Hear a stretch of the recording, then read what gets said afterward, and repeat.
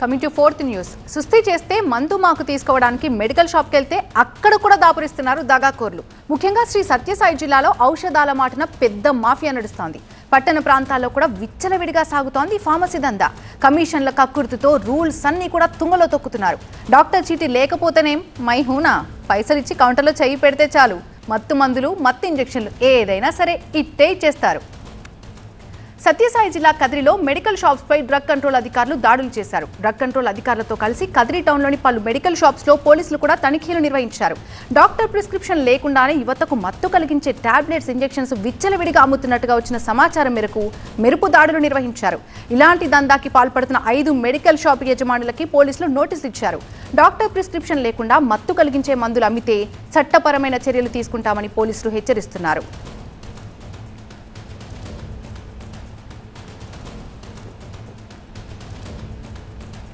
పూర్తి అప్డేట్స్ అందించడానికి మా ప్రతినిధి నరేష్ సిద్ధంగా ఉన్నారు. నరేష్, గంజాయి బ్యాచ్కు పోలీసులు మార్క్ ట్రీట్మెంట్ ఇవ్వడంతో ఇక ఎవరైతే గంజాయికి బానిసైన ఉన్నారో, అదేవిధంగా మత్తు పదార్థాలకు బానిసైన వాళ్ళు ఇక ప్రత్యామ్నాయ మార్గాలు ఎన్నుకునే పనిలో పడ్డారు. ముఖ్యంగా సత్యసాయి జిల్లా కదిరిలో కొద్ది రోజుల క్రితమే పెద్ద ఎత్తున గంజాయి బ్యాచ్ను పట్టుకోవడం జరిగింది. వాళ్ళకి పోలీస్ మార్కు ట్రీట్మెంట్ ఇచ్చి నడి రోడ్డుపై నడిపించుకుంటూ వెళ్తూ కూడా ఊరేగించిన పరిస్థితి. అయితే ఇక గంజాయి రవాణా తగ్గిపోవడంతో ఇక యువత, ముఖ్యంగా ఎవరైతే దీని మత్తు పదార్థాలకు బానిస అయ్యాలో వీరు మెడికల్ షాపుల్లో చాలా ఈజీగా దొరికేటటువంటి కాఫ్ సిరప్ కావచ్చు, అదేవిధంగా ఆల్ఫ్రాజోల్ ఏదైతే నిద్ర మాత్రలు ఉంటాయో వీటికి అలవాటు పడుతున్నట్లుగా, వీటిని ఎక్కువగా కొనుగోలు చేస్తున్నట్లుగా కదిరి పోలీసులకు ఒక ఫిర్యాదు అందింది. దీంతో ఇవాళ డ్రగ్ కంట్రోల్ అధికారులు అదేవిధంగా కదిరి పోలీసులు సంయుక్తంగా దాదాపు కదిరి పట్టణంలో ఉండే ఒక 20 మెడికల్ షాపుల వరకు కూడా దాడులు చేసి అందులో తనిఖీలు చేయడం జరిగింది. ప్రధానంగా వాళ్ళు చూపించినటువంటి రికార్డులకి ముఖ్యంగా ఈ ఆల్ఫ్రోజోల్ ట్యాబ్లెట్ కావచ్చు, అదేవిధంగా కాఫ్ సిరప్ ఇలాంటివి ఎక్కువగా అమ్ముడుపోతున్నాయి.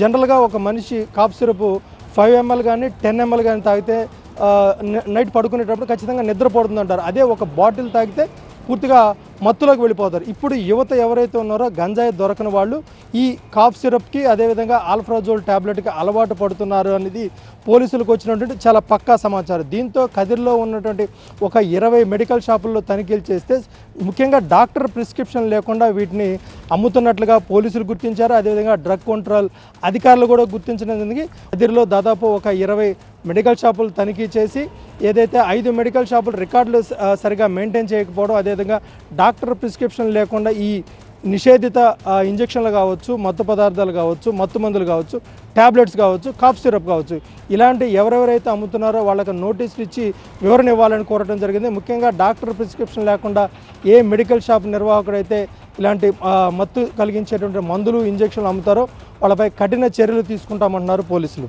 Right, thank you Naresh.